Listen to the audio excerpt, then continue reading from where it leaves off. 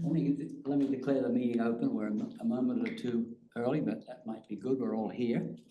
Maybe we'll need to get out a little bit depending on what the weather does. So we could call for the roll call. Absolutely. Devine? Yes, here. Boyle? Here. Davis? Here. Miller? Here. Robinson Walker? Here. Stack? Here. Thompson? Here. And Lair? Here. Good. Okay. So far, so good. I assume you've all had a chance to read the minutes of the last meeting, even though it was 4 months ago. And so if you haven't thought about it and want to look at it, now would be a good time. Because if there are any comments about errors or additions that need to be added, we could do that by voice. Okay, hearing none, let's declare those acceptable and put them in the file for our future reference and talk about our next meeting is scheduled for, that was the July 10th meeting, so it is quite a long time back there. And anybody, a member forum, who's got the? So there are no in-person member forum speakers and there are none over Zooms. That concludes the member forum. Okay. Very popular in that regard, and that might be a very good indication. It's always Not good. complaining or coming up with brilliant ideas to change things that we've had a finger in managing. Yeah. So for a chair's report, I'd just like to say a couple of things, and I know that Anne and Jackie have got a lot to share with us this afternoon. One thing was the nice article that Mary Lou put together in the newspaper just this week.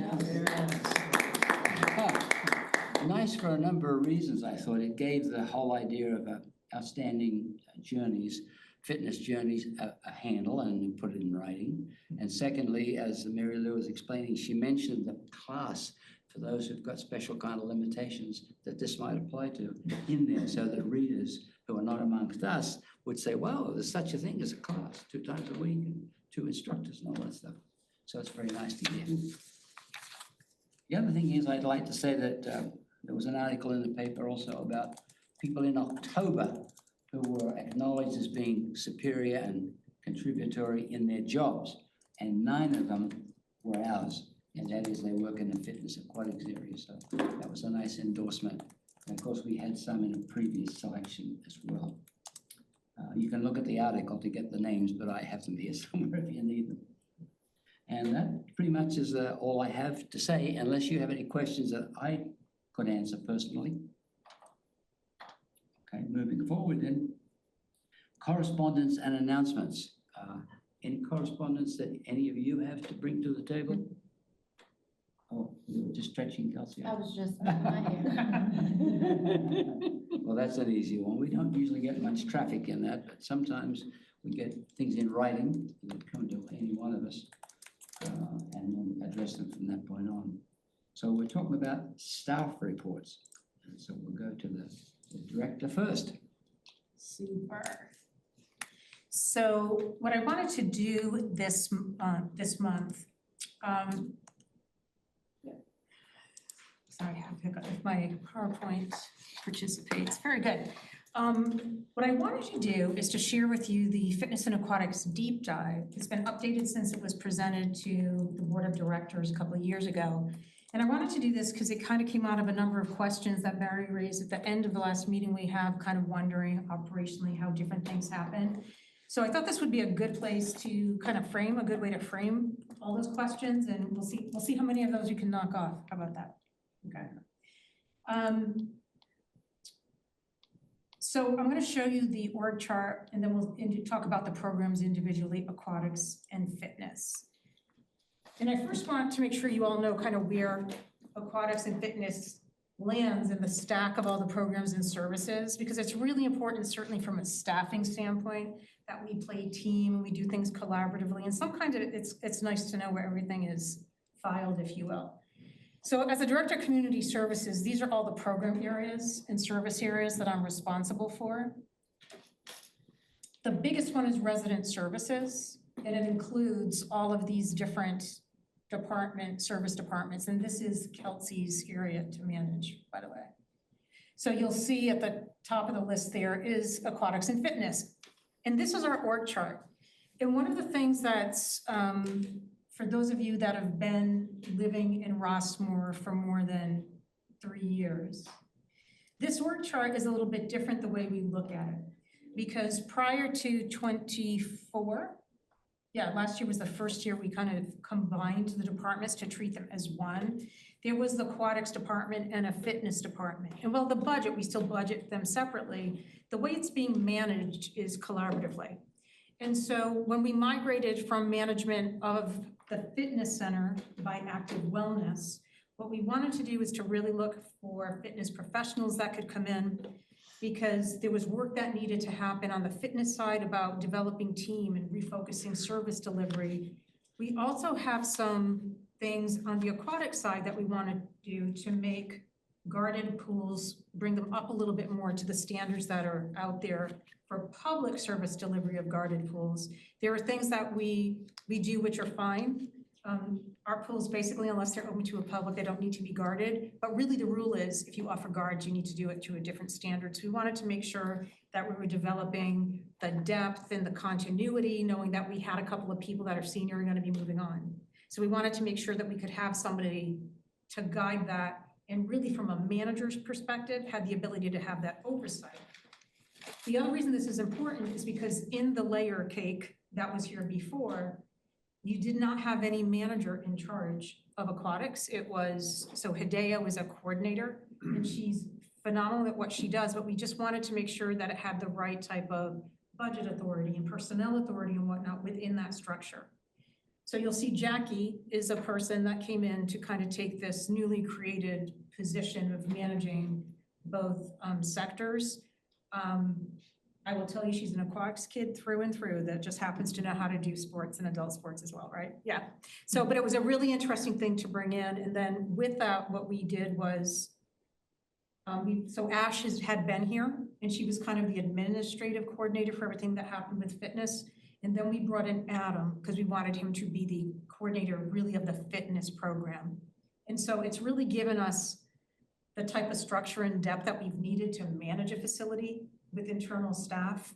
And I think what's really great about having them as staff versus a company, a corporation. The corporation was actually, so I love Christine and she was wonderful, but she'd be the first one to tell you that she served 2 masters, because our objectives were much different than Active Wellness is. And so they would look at different, they would look at our personal training revenue in a way that didn't matter to us. And so that's, remember there was a shift in kind of freeing up some of the trainer times to deliver classes. That was a hard thing for her to do without, getting a little bit of a push and pull from the corporate entity versus the like at the time GRF where we're looking. So as we migrated to this, it really kind of has changed the way we're using our fitness trainer corps. We're using their expertise, not just to do the one-on-one, but as you know, and I think everybody's been responding positively to getting more of the, group classes and exposure to different types of fitness things with a little bit more of a frequency of turnover. So that was a big shift. All right, so let's look at aquatics first. So our aquatics program is interesting. It's very much an amenity with very few programs. We call Open Swimmer program. It is, it has to be, it's something which we do, and the family swim kind of goes under that as well. Of course, we have lap swim, swim lessons. And then as far as club use, Master Swim is our only club. Right? And they have, certain scheduled use of our pools.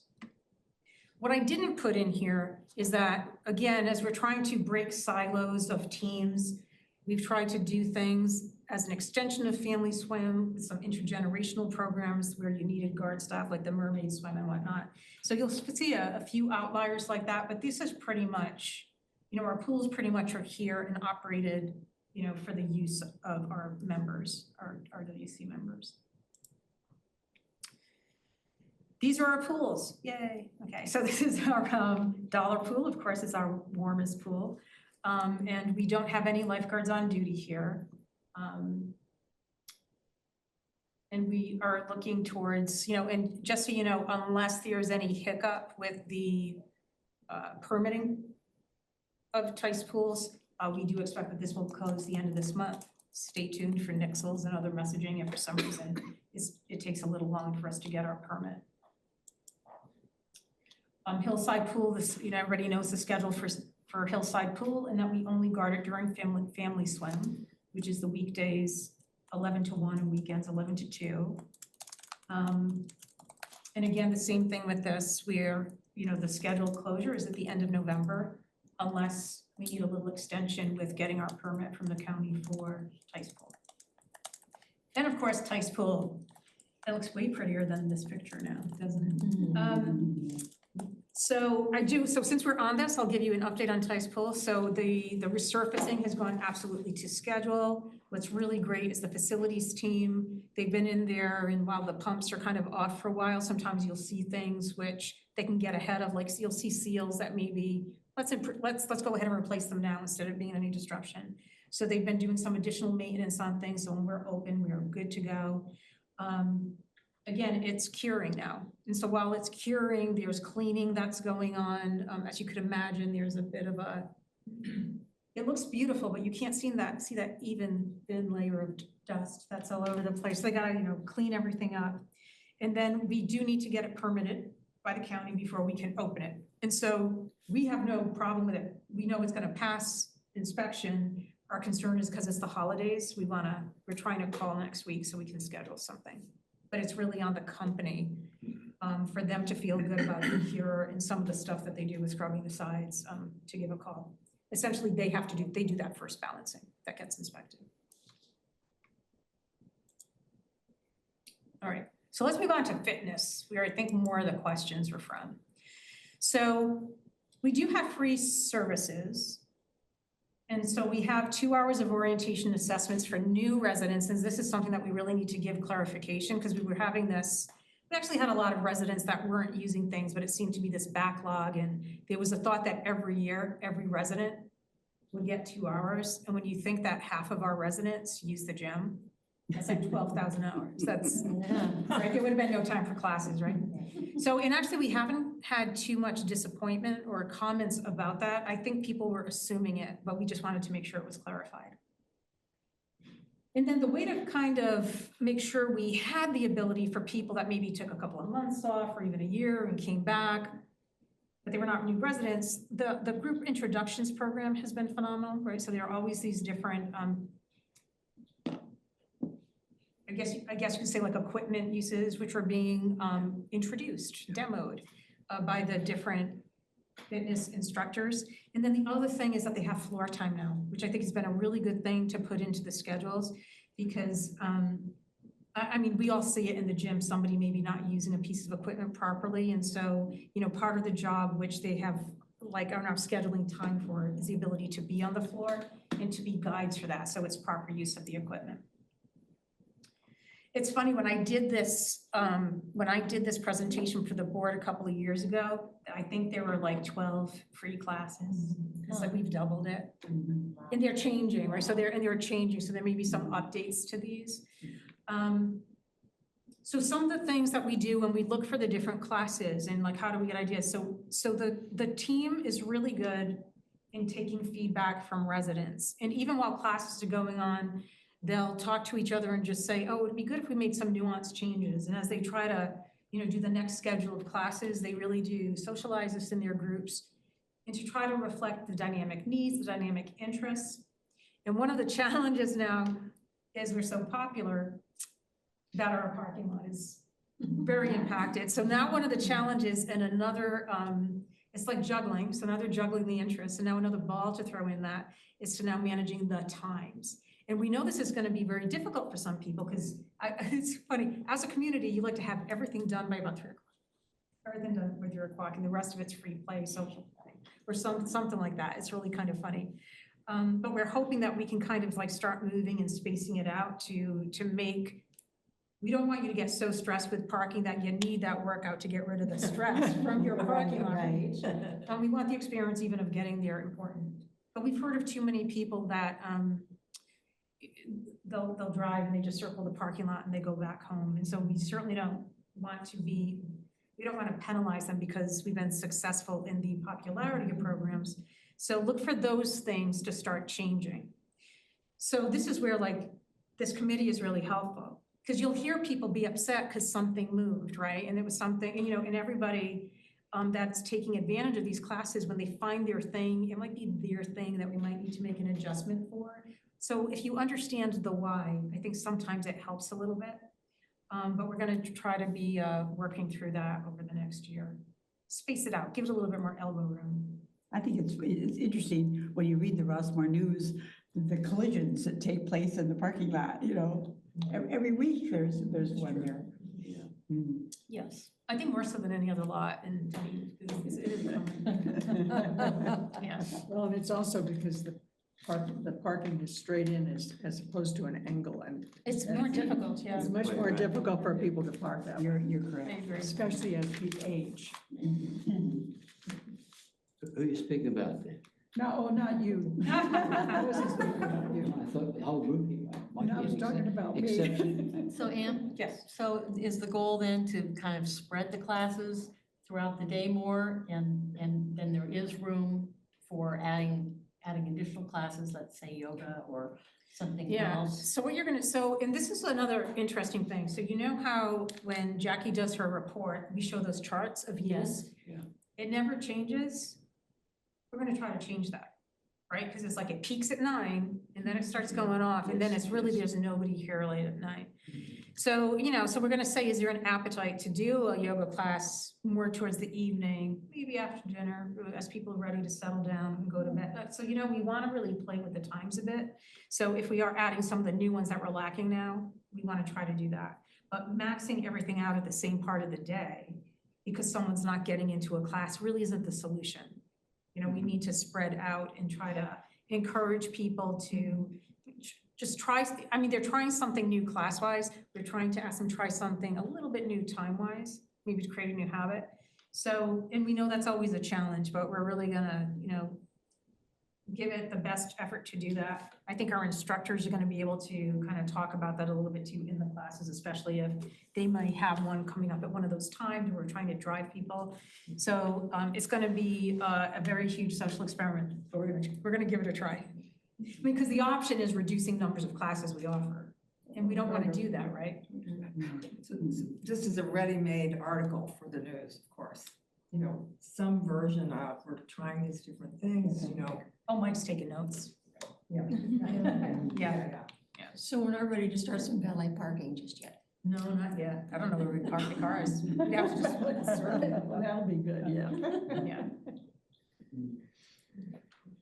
So then we have fee-based classes as well. And so there was a question about like, how do we decide to do a fee-based versus a free class? Now, for the most part, although this isn't always a true thing, for the most part, if there's, so our instructors, they have the ability to do free classes because they're salaried, right? So whether they teach 1 class or 10 classes, their salary is the same. For our different part-time instructors, they're paid for when they come in. And they don't do personal training by their job description, so they're not trainers, so they don't have that revenue offset. So what we need to do is kind of do a balance, and sometimes it's the number of hours we need to cover in fee-based versus that part-time instructor necessarily having to do all the fee-based. But these are examples of some of the things that are fee-based. And then the Pilates reformer one, that's very much, it's all personal training, which is pretty much why, that's all fee-based classes. So you'll see things like that. Yes, would you say specialized classes? No, I was gonna say. Specialized, sometimes equipment heavy and Equipment, whatnot, yeah. because there's a replacement. The same thing, Parkinson's small group training, that is fee-based. We keep it a rather low fee because we do want to encourage people to take advantage of this. It's really a phenomenal program that those that are, it basically creates a really good community of people too. And I will say that what Jackie has started to do is to reach out more with counseling to kind of do some cross-programming to kind of understand how to reach out to the community more. So counseling reports to me as well, and they really didn't know about the class until maybe earlier this year.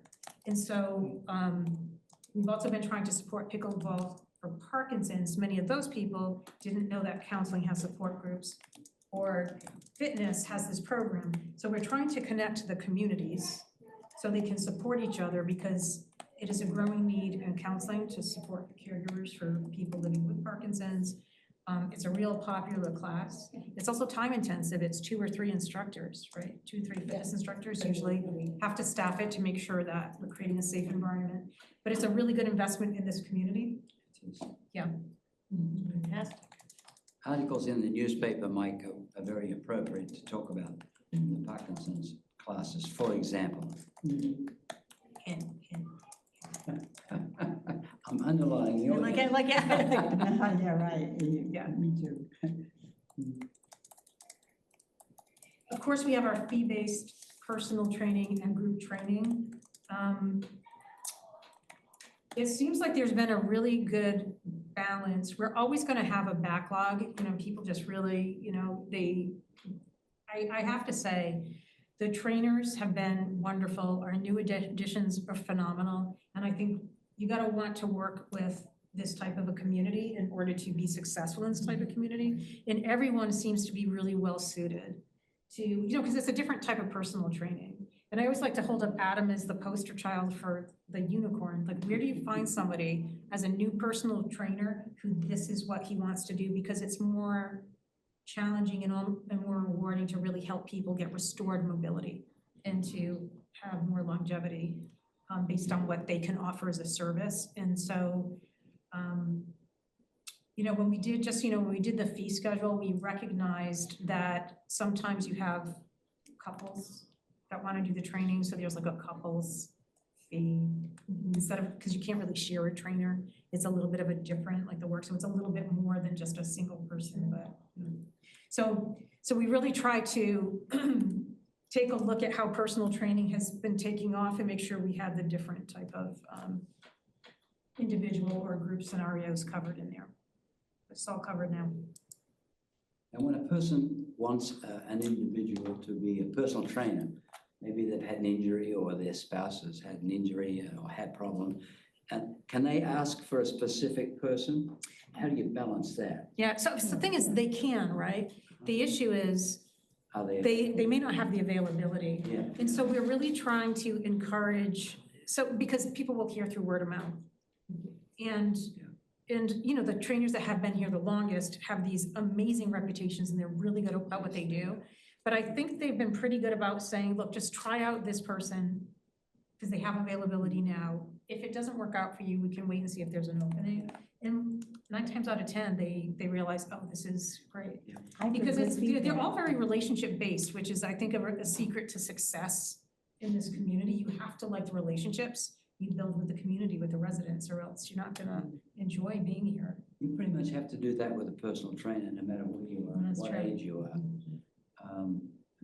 But if you only know one person, that's the one you ask for. Yeah, And so if they're willing to say, look, I really am overloaded, but we've got this person that's working in the Yeah. mornings, maybe you could meet her or him and see how that goes. And then they build a bond. right. And there's a pretty good sense of confidence that the kind of people we've got, if they get together, and the kind of clients we've got too, if they get together, they're gonna find a way to be good communicators and supportive and give each person the motivation that they need.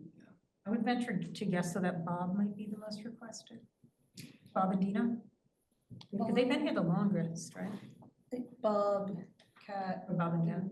Dina's, Then, you know. Dina's really good with like, Like they wanna traditional. get trained in like strength and. Yeah. Yeah. But you can almost tell just because they've been here for many, many years.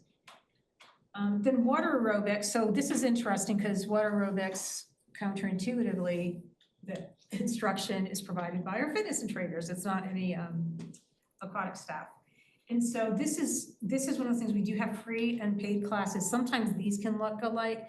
The difference with this predominantly is the carryover of some people that we had that are contractors, which we don't do that anymore for the reason that, so with the contractors, we would lease space and they're passing that cost on to the residents because they want to cover that and then they know the profits they have to make. So if we ever change like the lease space for a lane or for the warm water pool, they're gonna just price out their residents. So what we're trying to do is to honor the contracts that we have. Amazing instructors, we wouldn't want to push them out anyway. And then, but that type of a contractual arrangement will go by attrition, and it'll be our instructors that will, take on more classes.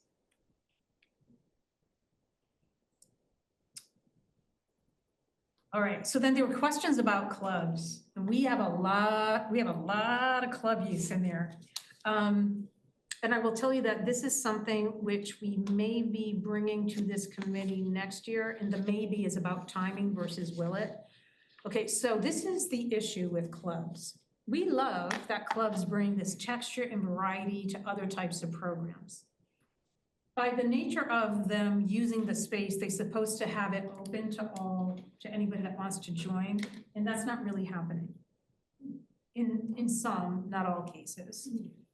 The other thing that's happening is that most of these clubs that are here, they were grandfathered in, and I'm looking at Brian, because you were probably here when the place was renovated. And before it was renovated, there were a bunch of clubs that used whatever the sports facility was, and they had classes there. So they decided not to displace it, but they didn't want to take up space for fitness programs.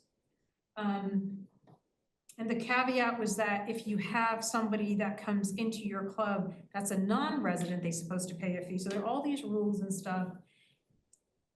And we're finding that a lot of our policies are very difficult to manage because people find workarounds and whatnot. Okay, so you got that going on. The other thing is, because there are some clubs in here and they don't pay for use of the facility, because this is not facility rental. It is a site for a fitness program. We've had clubs after the room reservation process come and say, oh, but we do, and actually there was this one group that did karaoke and there was dancing, but they wanted to come in. But we need them as a group to have done social things with alcohol and whatnot. And it's like, in addition to this not being a room reservation site, that's really not compatible with what we can house there. But there's pressure. And then the clubs that are in there are trying to get more time, whatever. And so Jackie has done a really good job. This is the second year she's met with them, and basically we're confirming times. We've been moving some groups, so like basketball, they're trying to get traction. And they have found if they like changed hours, they thought they could get more players because they have like just enough to do like a big day, right? And it's not a big club, but it doesn't matter, right? They still need that space. And so she's been trying to work with the clubs there to get them more used to every year we're gonna look at this. And we need to negotiate space. At some point, we really need to take a look at this because we do have one club that has 12 uses a week, something like that. Isn't it something like, do you know what I'm saying? It's like, so not unlike the room reservation, we have clubs that because they had use of it, should it be a forever thing? Should we be taking a look at this and creating more of a structure on what type of clubs should be using that and really figuring out how to program it? We'd actually like to see it more programmed than, I mean, there are some rooms that we just can leave vacant at times, but then we have issues if people start going in and doing things where they may harm themselves. So we made a decision, I think it was Christine's last year, where it's like, we don't want to tell people, oh, you can't go in there and stretch. What's happened is we've had people go in there, they're doing instruction for fees, they're doing all types of things that they shouldn't be doing. And so we're having to you'll see signage going around about, basically if staff comes in and they see you doing something unscheduled, we're gonna ask you to leave because there's been confrontations and stuff. So it's getting to that point where I think people are becoming clever and they're trying to find any place they can to do things because they don't want to be a club, they don't want to rent a room. And so we want to create some really clear guidelines around that and bring it to this body. So look forward to that next year, but I think it'll be really good work to talk about and how we want to manage this a little bit differently. Well, you can see by the degree of specialization among the variety of classes you have listed up there, that you can't possibly have enough instructors on a staff to do that. You've got to have people with special backgrounds. And I had raised that with you before. Yeah. And we're doing it. Because right now, we don't know what people's qualifications are. And for certain things, there may not be a certification, but for some things, we may want to know, right? And certain times the certification might not be particularly valid anyway. Yeah. It's who do you pay a fee to get a document signed that says you passed the certification? But it's okay, and if you don't need that, that's fine.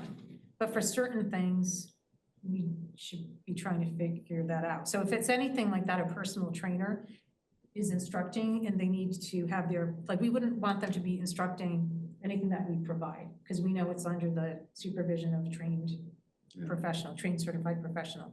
So like with line dancing, it's not a big deal. With pickleball, it's like they have their, they know how to do their own skill level. But those are some conversations that'll be good to come in here. And again, we actually don't want to get to, you don't want to get too many rules, right? But you want to make sure that it's been given some thought, that we have a clear understanding as staff on the things that we should be considering and other things that are like, no, we want to make sure that these are things that we want staff to do versus, well, yeah, clubs can fill that void. And also it's the equitable use of the free space that we have, which has become a big thing. And, we need to balance the use of the club so that there's not one club that has 12 hours a week and another one that we can't get 1 hour a week. So a lot of it has to do with the makeup of the residents. And if you look at the fact that there's probably more people now with an Asian heritage, different segments of Asia, then they populate a lot of these classes like Qigong and Tai Chi, and I see the room full. And sometimes it's rather elementary and it's not very physical, but as I said and declared my first to join the group here, any exercise is better than no exercise. Even if we think, oh, those people in Tai Chi, they don't do anything. Well, it's been well proven that they do, but it doesn't look that way compared to someone that wants to go out there balance in and that. shift weights. Mind, body, Oh, is very absolutely. important. Particularly for the age groups that our residents make up. So anyway, there's going to be lots to discuss. So I'm really looking forward to that for next year. 26. So there are other services that came up and people had questions about. So I want to talk about the video classes. So, and I talked to Ann Peterson, who's our Director of Communications, about this, just to find out like capacity now, because what happened during COVID, it was really intentional to figure out ways for certain services to continue where they could. And for fitness, well, fitness centers were closed. They did figure out that they had time for some of the Rossmore TV staff to do some filming of classes so then people could do some type of fitness at their homes. And it was a really great program. I will tell you, there were things that happened during COVID and people just wanted like to do like as an add-on, but we really couldn't, because then the resources and the time to do that filming, it's got replaced by communications essential services. So now it only would get filmed if there's some availability, and usually Ann will have like a long-term outlook, and she would be able to say, oh, in a couple of months, we may have time if you have something. And it may not just be classes, it could be, sometimes public safety wants to do programs and whatnot. So that's why it's not, but that's one of those things where it's on the radar, it's just not a core program anymore. And then we had a question about Stretch and Go Massage, so the other massage group that's using one of those little rooms. And so it started as a passive rental income opportunity when Active Wellness was here. We actually saw no reason to kind of vacate the room. We're not using it for anything else. It's just good revenue, and any revenue helps reduce the coupon. And it is kind of complimentary service. It's nice to be able to, have that option. And so that's how that came about. So, and Jackie checks in with them on a regular basis just to make sure that they're working within their guidelines. Everybody has guidelines. Does anybody have any questions? I do. Just what occurs to me as you're explaining that, and thank you for doing it so thoroughly. How do you contemplate whether to look for an employee who you'll employ part-time as opposed to full-time? So if you were to look at I should have done that. So if you look at our operating budget, and I cannot give you the numbers off time. It's okay. We have FTEs, right? So we have positions funded. Equivalents. So they're not arbitrary. We can't really change them from year to year. And so what happens is with the full-time, you get a bit more flexibility because that's kind of it's a baseline budget. And to have somebody come in and do the balance of training and the part-time work, it really works having that full-time person. We can be more flexible with your schedules. and we can also be more predictive in scheduling and coverage of the facility. I will also say, in this job market, it is very difficult to get part-time employees because piecing together incomes in our economy is very difficult. And so we do have this issue, like we don't have part-time custodians, we don't have part-time and where you would see traditional part-time because you want to be able to offer benefits, and at that, like we have people that are the 32 hours. And they can still get benefits, but anything below that, it ends up being part-time. So you kind of have to look at the job market. It's nice to think, oh, you could kind of do this different type of coverage with part-time. We'd end up with vacancies that we couldn't fill. We have this issue with our part-time coverage at our front desks, No. right? So like it does, and so it just becomes the question of looking at the job market too, and what you're gonna be most successful in recruiting. This was kind of the issue where we thought we would be more successful when we did some of the early recruitments for the vacancies with the trainers to look for like the full-time yoga. That's a weird thing. They tend to be more intermittent, and I think we're gonna be more successful with part-time. So it's gonna be very interesting, and that's open now. So it's a very, so to answer your question, you have FTEs, full-time equivalents, and it's a balance of our full-time trainers. I could look at that org chart. And then with the part-time, you can piece it together.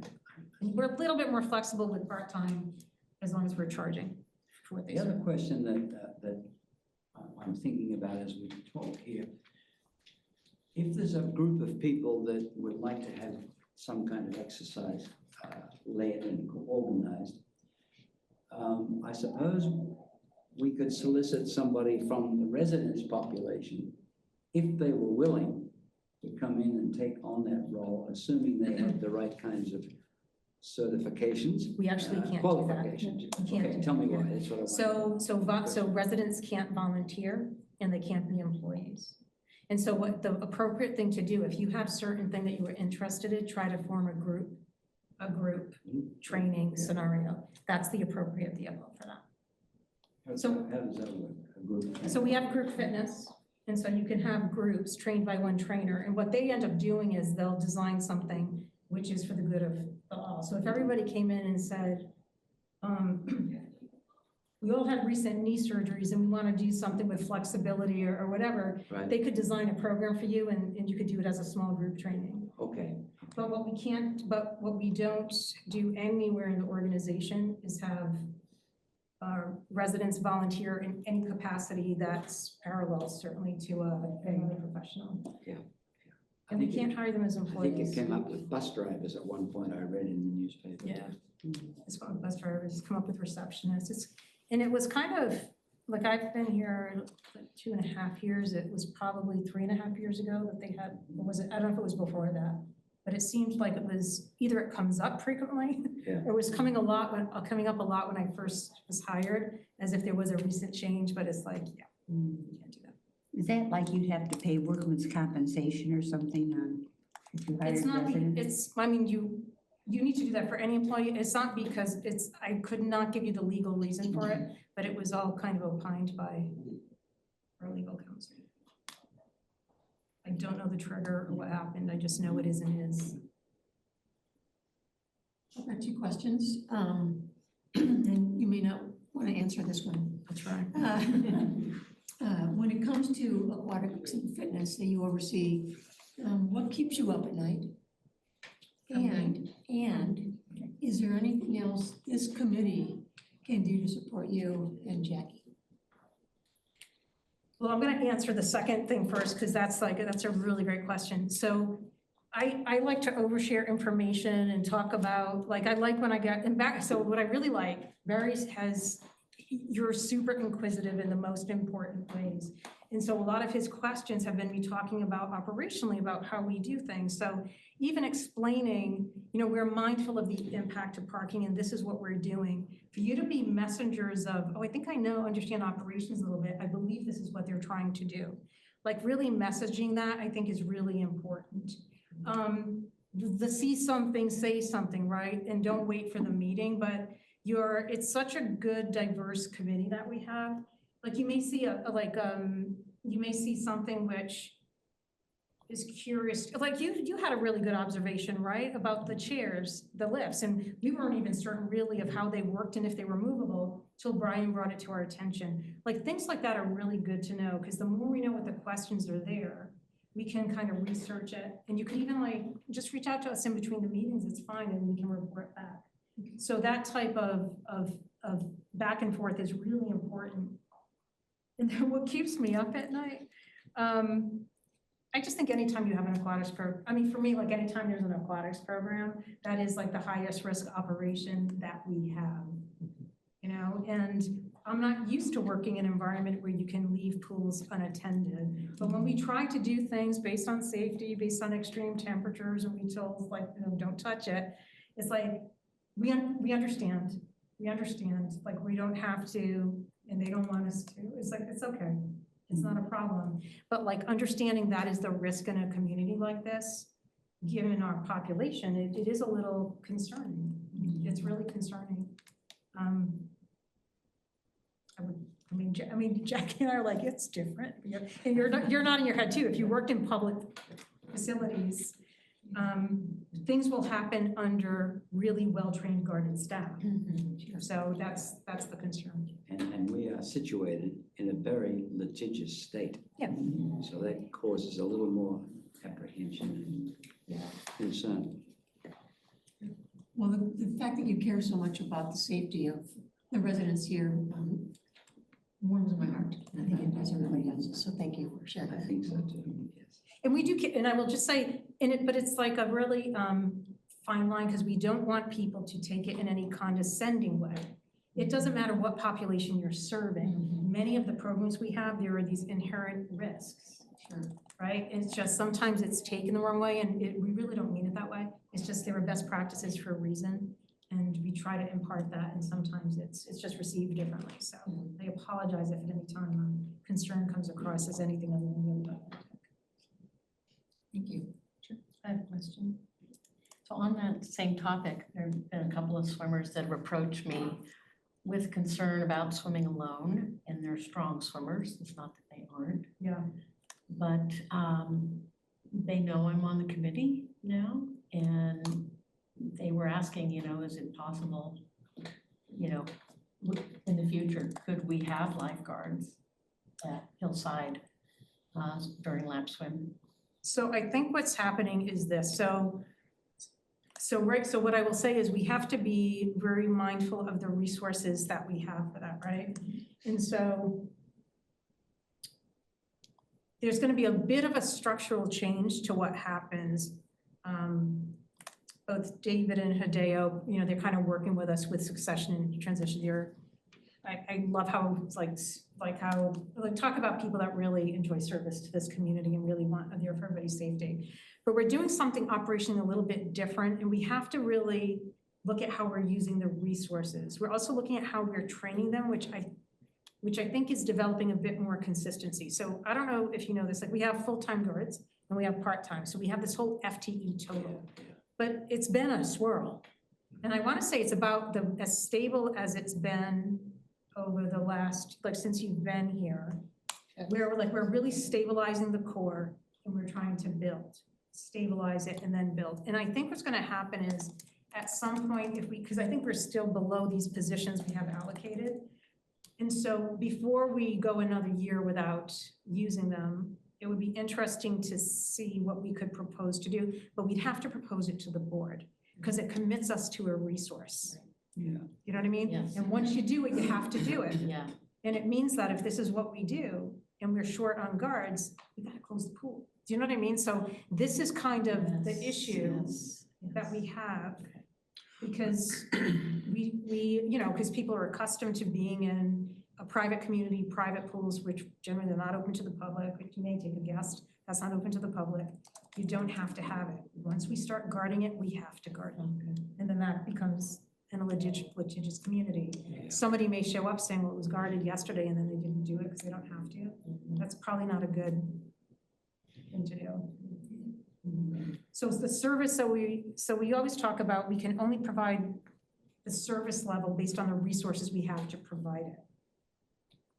And I will say, they used to guard, but it was a little hit and miss, and that's one of those Well- things, as we were losing guard staff. Yeah, when I first started here, I did an article for the Rossmore News on recertification, retraining for lifeguards, in-service trainings. And I remember I went to one and did some photos and stuff. It's probably a 2013 article somewhere. But what struck me was that there were 32 people in the training program, 32 guards on duty at that time. So we always had staff at Hillside, we always had staff at Dollar, we always had staff at Tice. I'm wondering, just thinking it, because that used to keep me awake at night too, same thing. About a more passive kind of oversight for pools that aren't guarded. For instance, closed circuit cameras that would feed somebody in the aquatics office, that if there's somebody in the office, there'd be a monitor that they could look at every now and then and see if everything was going right. Or an easy way to notify EMTs or first responders that there's a crisis at the pool, as opposed to trying to find a phone, trying to remember the numbers and things like that. If there was just a button we could push, like the ones that open the doors, it'd signal somebody at the aquatic center to call 911, get an EMT up to Hillside or Dollar. Something like that, I think, would make people feel a little more secure. I mean, I do think we could explore things. But we also do need to kind of consult with we also have to do what's appropriate for a private pool. Right. I mean, we're kind of in this odd place where the answers never seem to be as easy, because I think that there is a phone, right? But then the phone isn't, like, people don't know where the phone is, right? Well, there's a gray box at Hillside with a Yeah, phone in it. right. And for the longest time, it wasn't working. Yeah. And I think it is now. Yeah. So you But, have, so it's like, so there's kind of this, whatever our plans are, we need to make sure it's something that's sustainable.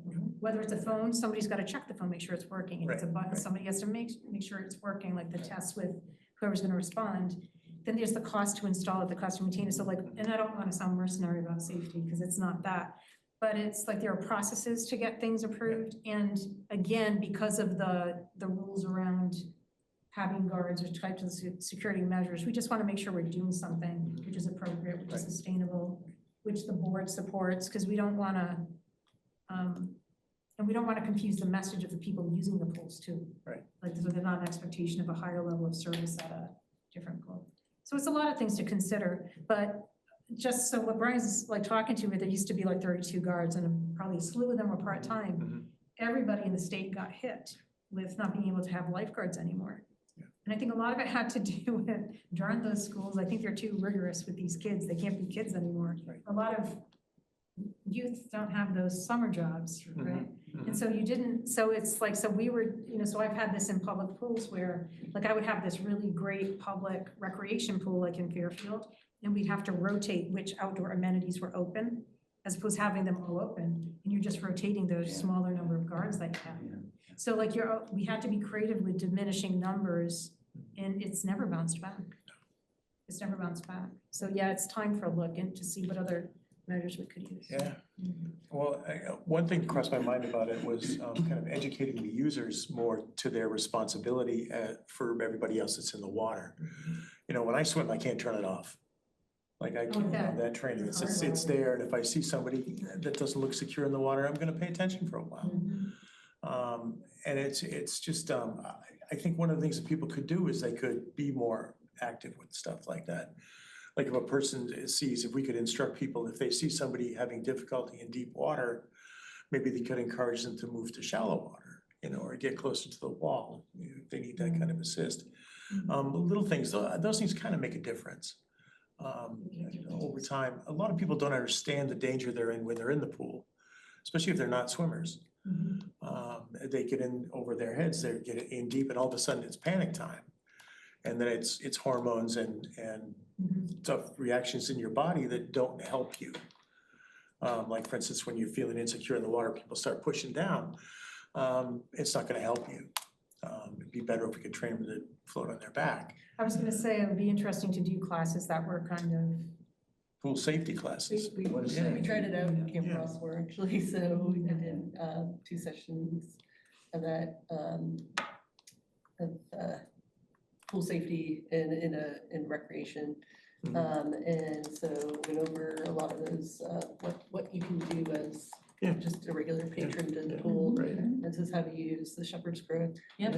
Yeah. Can you speak up a little bit, please? Good stuff's all there, My yeah. ear's still plugged from a plane, so Yeah. I don't know my volume, Yeah. but, yeah, so we went over a lot of different, methods and tools they can use to rescue somebody out of the water, or how to aid somebody, during the, pool safety session of, Camp Rossmore. And so we talked about how to use the shepherd's crook.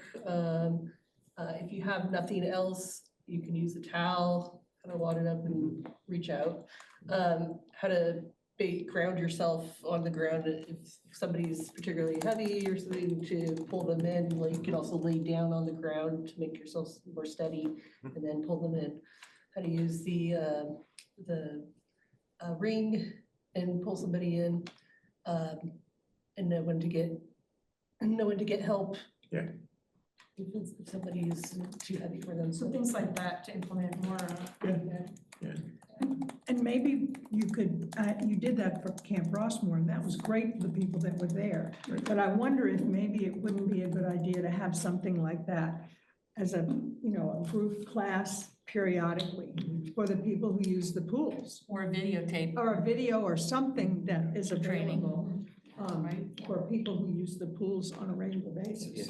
Or even people who don't use them on a regular basis. Well, yeah. Just, Yeah, people that go for their first time. Yeah, And exactly. that don't swim and they kind of, we have these great facilities here, let's go check them out. Yeah. And, I think one of the things we do for family swim is very interesting. We do a swim test for kids.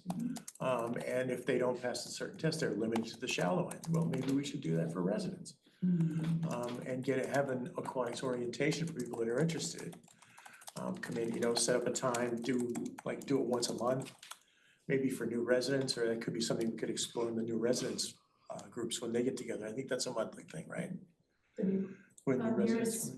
We have a new residence fair once a year, but Uh-huh. there's like it's like a social thing. Yeah, So. well, there used to be a group that would, that have a speaker come in. Yeah, they have that, don't they do that, once We can look in that. a month or something, and But they it- have like a different group come in to Mhm, talk. mhm. The topic will be this, or the Yeah. topic will be I mean, we that. could do we could do the test for the guarded space, but Yeah. that's it. Because we wouldn't necessarily do it for Hillside because it's Right. open plenty of time without it. But I mean, Yeah. those are things that we can explore and see. Well, but- We gotta and- manage it within the guard. And the resources skills are that we have. transferable to facilities. If you learn it at Tice, you could easily implement it. Oh, what I was talking about, Hillside. saying somebody can use a deep end. Oh, yeah, well, yeah. You know It's what I just- mean? Like, it's really the same thing, yeah. if we're not guarding a pool, we can't put restrictions on it. Right, Right, right, right, right. that's right, yeah, that's it. But it sounds like you've got a program already put together for this. Yeah, And why not use that somehow, even if you just film it and put it on Rossmore TV and make it available? Because now you can click on classes and go Right. online Exactly. and watch the classes online. It doesn't have to be on, the Rossmore TV, Right. it's on YouTube. Anyway, just, Yeah. I mean, it sounds like that would be very helpful. I think because as we expand our staff, we'll have more lifeguard instructors available, then we can see about the scheduling and see if we can expand on that a bit, and maybe just offer it at certain times where it's open. Yeah, thank you. Well, a couple comments. I really love the idea of some safety, how to help others and ourselves, being part of an orientation. I mean, I've been here almost 10 years. I'd love to know that. I swim all the time. Yeah. I don't know how to do that. So, so I'm saying an orientation for anybody starting to use the pools. I mean, it's like when you get on a cruise ship, you have to know what to do. And then you can't even check into your room until you know what to do in case of some kind of problem. Yeah. So the other thing though, I'm wondering about with regard to what you said about, was it Hillside you were referring to? Yes. Is how big that problem is. I mean, I swim up there, now I'm swimming up there, and I don't think any of us that are there are feeling that way. So it's not, I absolutely support the idea of all of us learning how to be safe with ourselves and others. But I don't know how big that particular population is. Good question. I don't know Yeah. either, but, people that I see are the regular swimmers, strong swimmers, morning swimmers. And they will ask, you know, are you gonna, a couple of them, are you gonna be here for a while? Because I'm keep swimming. So, you know, it's age related too. Yeah, Right? that's interesting. Yeah. And they wanna keep doing what they're doing as long as they can, so they're just wanna feel safe, so. Well, since Anne said I'm very inquisitive, I won't disagree with that, but it's a nice entree for me to say something else, and Carol was in the same field. It seems to me that when a resident comes and gets settled here, whether they go through the orientation or not, you see the newspaper, you see a very carefully managed timetable and certain classes or certain presentations, I'll use that word, are identified, fit 1, fit 2, fit 0, and so on. And at different times on Monday through Saturday and Sunday. I think people would associate that with what we're talking about here, aquatics and fitness. Now, I'm very happy, and based upon a conversation I had with Anne about this, I will arrange to get an appointment with the other Anne Peterson and talk a bit about that. Whether it's true or not, it looks like it's that way to the first person who looks at it. And it seems to me what we're saying here today is there's a lot of things we could do on Rossmore television which would be very helpful. For example, basic water safety, we could do that. So that maybe it isn't for the individual, but when their grandchildren come in the summer and they're very raucous up there, I've seen them do this, very excited because other kids are there and it's hot. They're jumping in and out of the pool. Knowing a bit of basic water safety would be very helpful for even non-swimmers to know that. The people who have worked in the gym to put on that workshop on falls, how to minimize the chance of falling and how to get back up if you do have a fall. You've only got to read the newspaper every week and there's somebody's had a fall in there or it led to their demise in some cases in the obituary. So we can, I think, use that for the same reason. Have that thing as part of one of the films you could look at and look at it several times if necessary. And with that in mind, I want to ask you about another part of the kind of exercise genre that we're part of by volunteering to be on this committee. Who knows about a men's group that meets Monday, Wednesday, and Friday at 9 o'clock for exercise? Where? I'm not hearing too many. Where? You choose. Well, I know that there's a group that meets in one of the multi-purpose Okay, rooms. that's the one I was leading up to. Oh, okay. I wanted to know who. I know one man who goes to it. Yeah, good. I know somebody who goes. Fitness So I was invited under the premise, I was telling Ted a little earlier, I was invited under the premise that we're a group of men that meet to change the world and solve all the problems. So I thought it was a men's coffee group. So I said, oh, yeah, I'll go to that, yeah. So I went down there and found it was exercise, and I'm an exercise guy. So I've been doing this for like 60, 70 years now.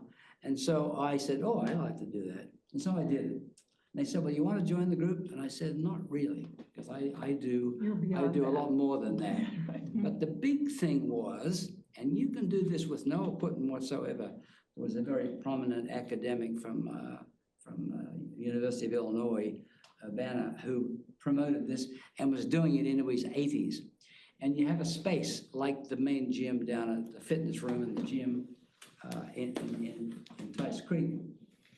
And at that point in the game, you have enough space width-wise to do a few things walking and getting some speed up, so you're loading the heart and lungs a little bit, because that is still the leading cause of death of both men and women in our country.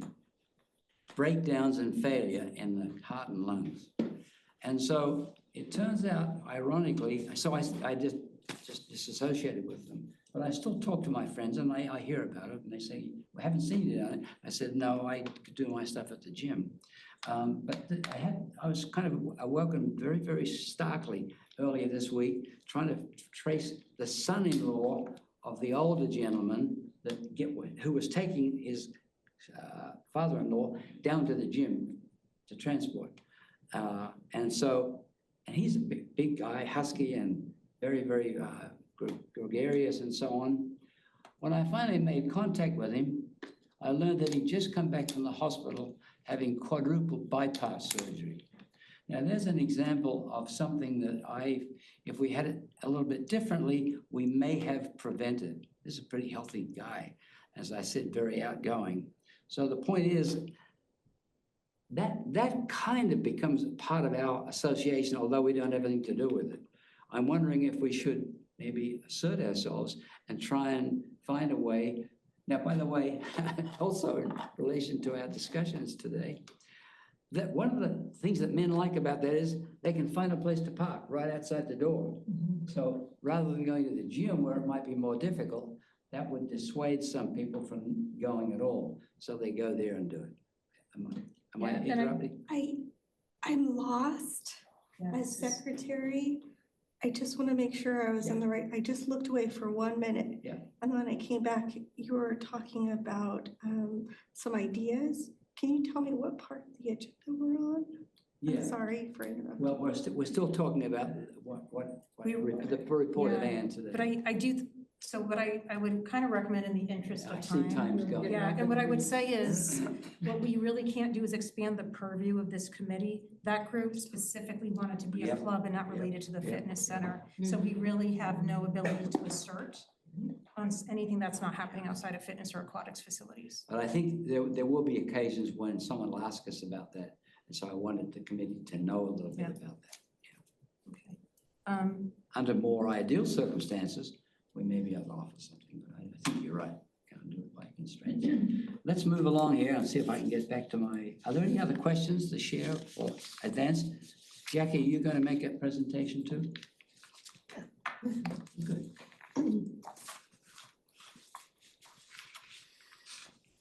Okay, so on to the staffing updates.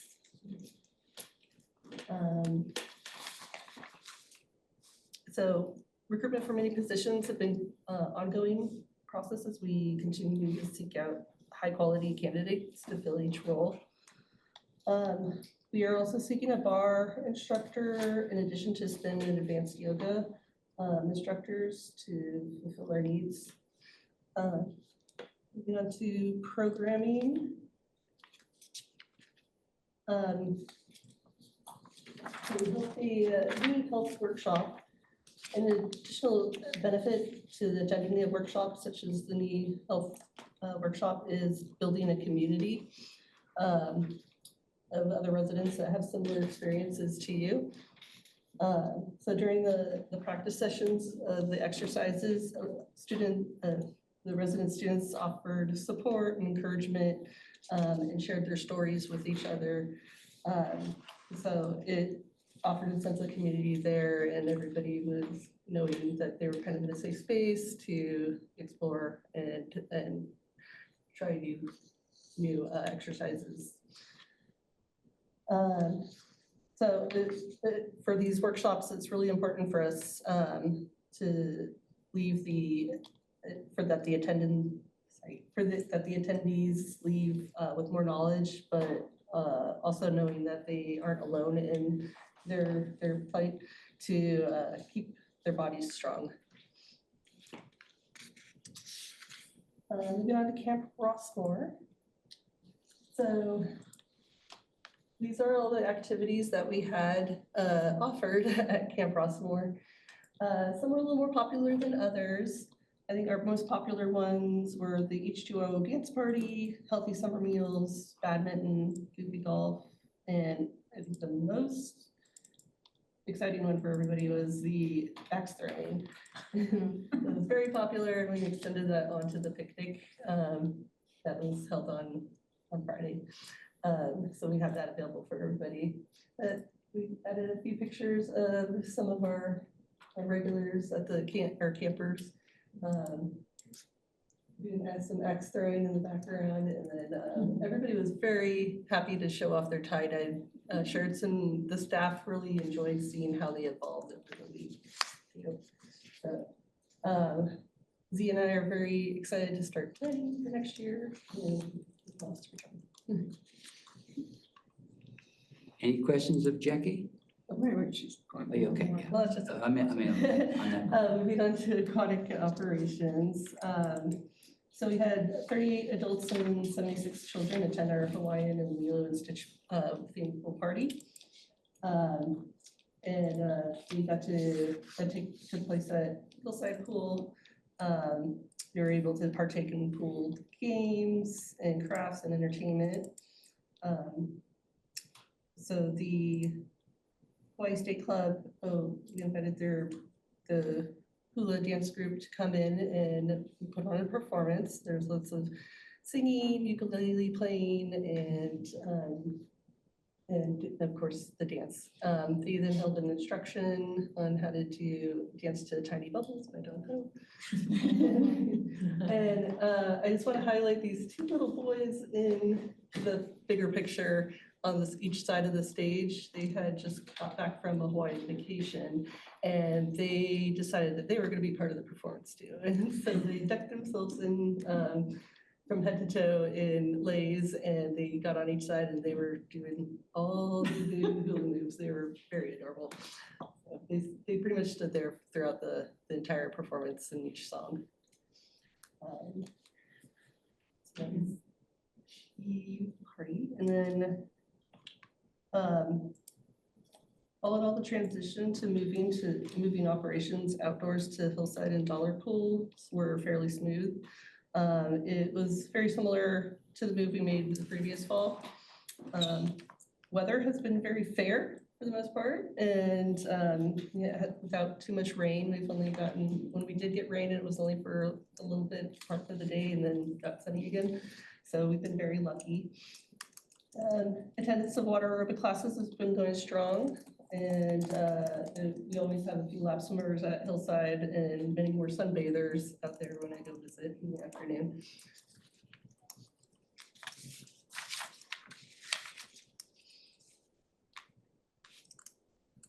On to our charts and facility usage. So for fitness, we had 646 new clients. Tuesdays is our busiest day, and then 90. That's a change. It is a Usually it's change. Monday. We had 4 months of data. I had to go over, take an average of each of the days. So it was between Monday, Wednesday, and Tuesday, and Tuesdays ended up being the grand total winner. So that's exciting. It's always exciting when there's a little shift.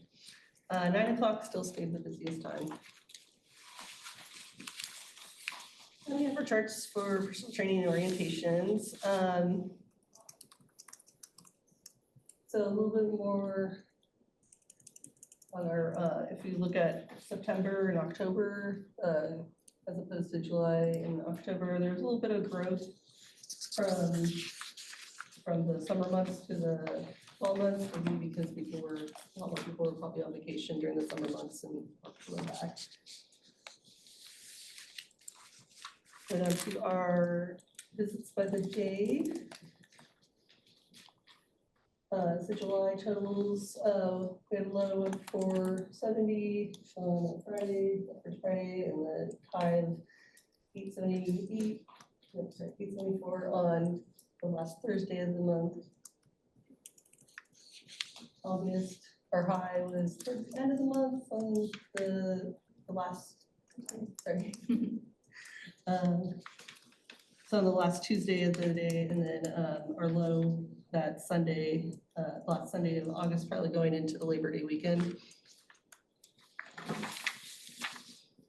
September, we had a low the second Sunday of the month at 498, and then the high of the month on a Monday at 843. October, our high was at 791 the first Wednesday, and then our low was 377 on the second month, Sunday of the month.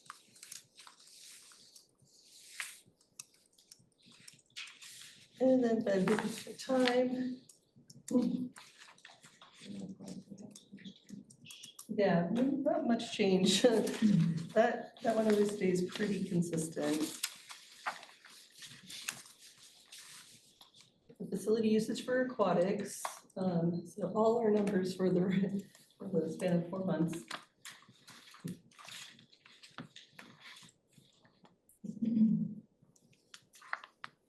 the pool, so the dog pool visits, we had a low of 22 on the last Wednesday of July. Usually when people start taking their last vacations too, as the ones before kids, grandkids go back to school. And Thursday, second Thursday was our high at 119. Low in August was 26 on the second Wednesday, and then our high of 127 on a Thursday. September, first day back of from Labor Day weekend, we had a high of 105. And then our low was 13 on last Wednesday of the month. And then the low again the first Wednesday of October, and our high is 136 the first Tuesday of October. And through those. Pretty simple. It's a little bit of change from month to month. Per dollar, depending on the rain and the sun, and then also as we get closer to October, it's starting to get darker and darker and darker too. So attendance will fall off towards the end. Can I just make a comment too? Yeah. So, in sharing this information to you, like we'll get calls a lot from people that want us to keep Dollar open until 8, sometimes 9 at night. And if you look at the numbers, there's like a definite drop off. So that's another thing that maybe as you process some of this information, sometimes the answers are in here when people appeal to you. So I just wanted to point that out too. Yeah. We try to share it too, but it's just as you assimilate it, this is kind of why we capture it. So we know when people are asking for expansion of programs, we can just say, well, the demand isn't there, but we'll keep trying.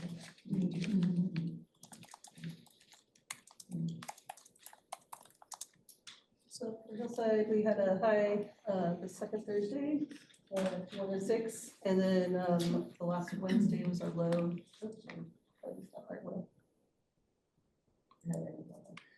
So our low was 10, the third Wednesday. The August totals, we had our low of 35 on Tuesday, and then we had a tie for the top days, so Saturday and Sunday, the second Saturday and Sunday. September, our high was Labor Day, at 94, and our lowest was the last day of September, 15. And October, we had our high first Monday, then 92, that was a holiday, and then our low at 23 on a Tuesday. At the time, the Hillside pool, the times kind of fluctuated a little bit.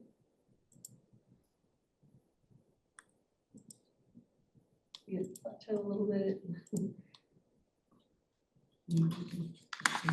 I think the dips and dips rather than the curves had a little bit to do sometimes with if it was raining that day or not at that time.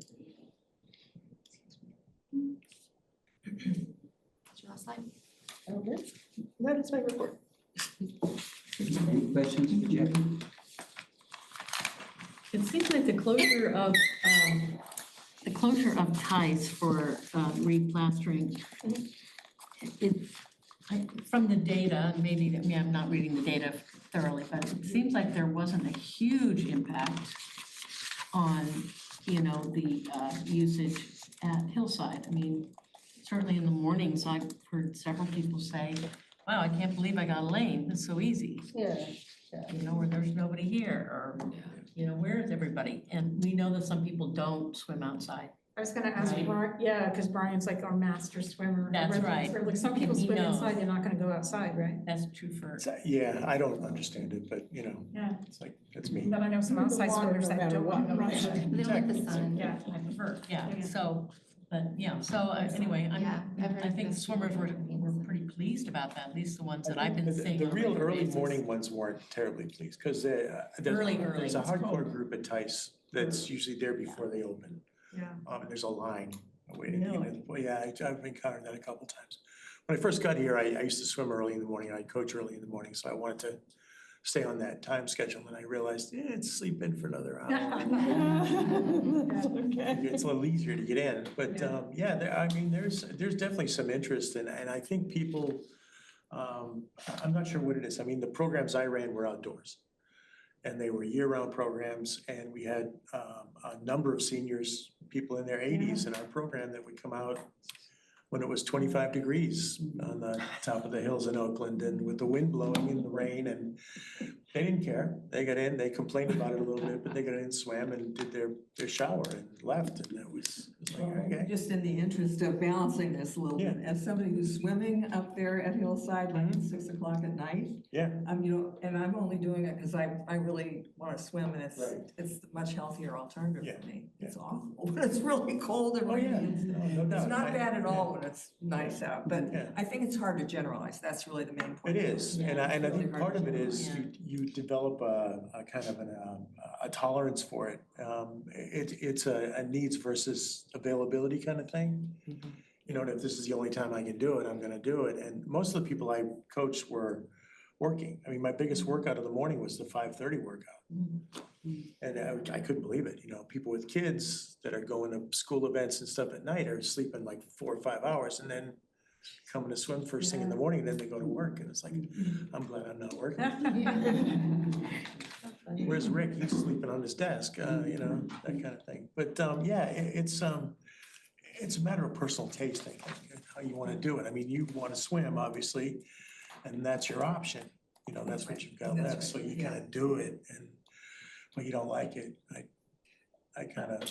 I just want to offer one other comment, both about the report that you just gave, as well as one that you just gave prior to that, which is how, well-organized and potentially data-driven, as well as other factors, the whole operation is. And it's wonderful, I think, that you're asking us, to notice things like the drop-off in attendance, which therefore means certain things in terms of resource availability. And I really do want to say, though, once again, and I'm looking at you, but I think it's a kind of a broader statement that I'm making about communication.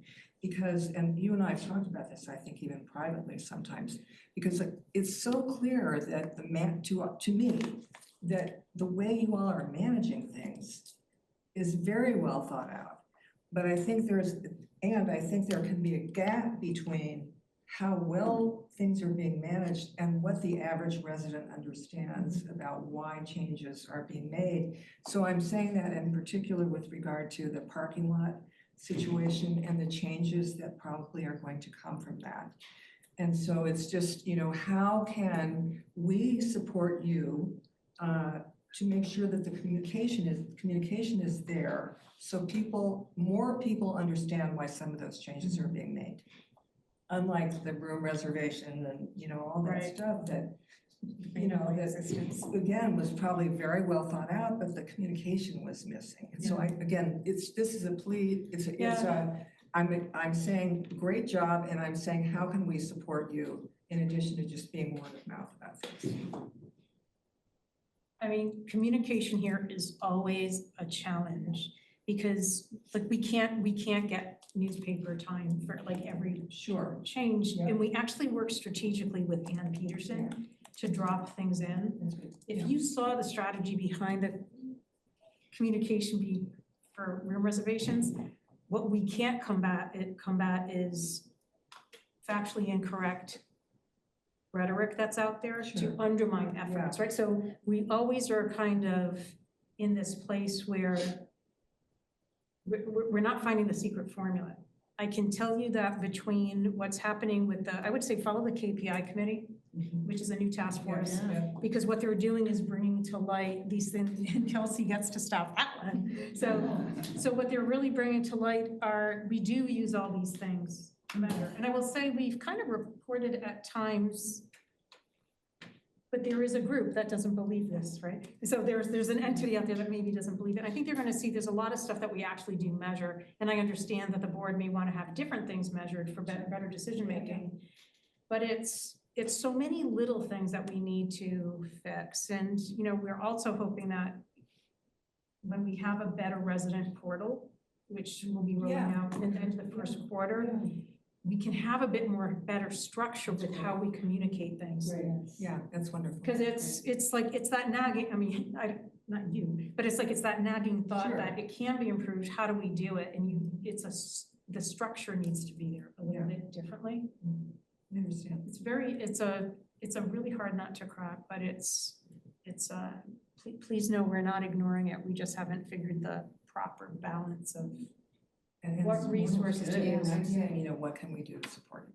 Yeah, well, that's like I'd say from the committee level, it's like, as we're doing this, and, you know, I'm gonna try to point out more of this stuff, which, Great. because it occurred to me as we're, like, with the KPI committee, it's like, I hope they know, like, this is, you know, because they may see the trends too, but are they really seeing what we're tracking? So, but I mean, I can't say enough. Rossmore News, like the writers are everywhere.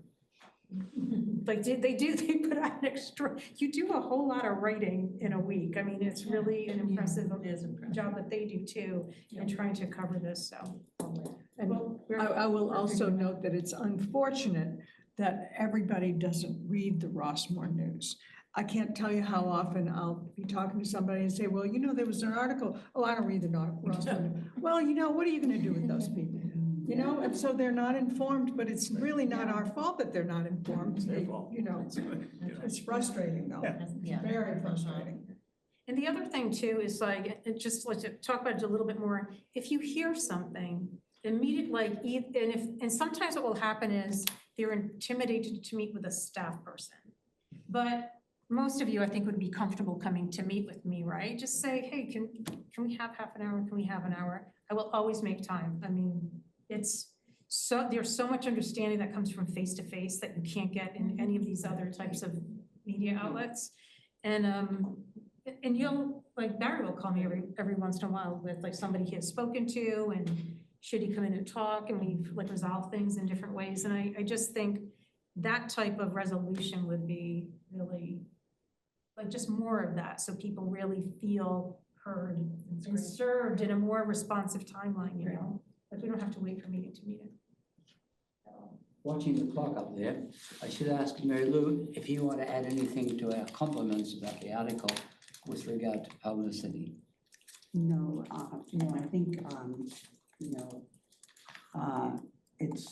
it's hard. Jackie has tried to help me, but people have not really been contributing ideas. I mean, their recommendations, recognizing people. And it's just challenging. So sometimes I'm picking people out, and I'm not sure whether if we put, something in cellophane or some plastic in the, aquatic area, if anyone would recommend more. I mean, I think they're interested in reading the articles when they come out, but they don't contribute, who they want to have written up. There's an inertia there that's. Yeah, and I don't know quite how to inspire them, because we made it quite visible now on the, ledge as you come into the fitness facility and everything. So I haven't solved that problem yet. I think the article in the newspaper had a copy of the recommendation form. So if you'd like to nominate somebody, here's the document. I don't think it was in this time. Oh, was not that? Okay. Maybe the time before, Yeah, because I've seen it printed. Was the time before it was in there. We had it, it's been in the newspaper, so I can't blame that. Yeah. So maybe all of you could just come up with some ideas for me, and it would really, really help. Why you haven't recommended somebody. Well, I've reached out to some folks and they're like, no, I don't want to be up there. I know, some people do say that to me too. And so I really value that, I honor that always. Mhm. I was pleased that Linda allowed me to write that about her, because some people would have been very sensitive. She wanted It's a very to sensitive let people issue. know, so I'm really grateful for that. And Craig does a good job of editing too, and the paper does an excellent job of really helping. Any other questions for Mary Lou, comments? Okay, we've got a couple of items here that we probably don't have to give a lot of attention to. I don't think we have any unfinished business unless I've forgotten it. Did No, it would anybody be else? listed. It would be listed. Yeah, okay. And then items for future consideration. Are there any items that have come up maybe in today's discussion that you would like more information on or like to discuss it further? If that comes, don't be afraid to submit it to a future agenda, because that's what we're here for. We will meet again before 4 months have gone by. It'll be a while. It'll be January 9th. So wishing you a happy holiday season, everybody. I'm going to call for an adjournment, unless I'm cutting anybody off. Okay, we are adjourned with a few minutes to spare. Thank you. Thank you for coming.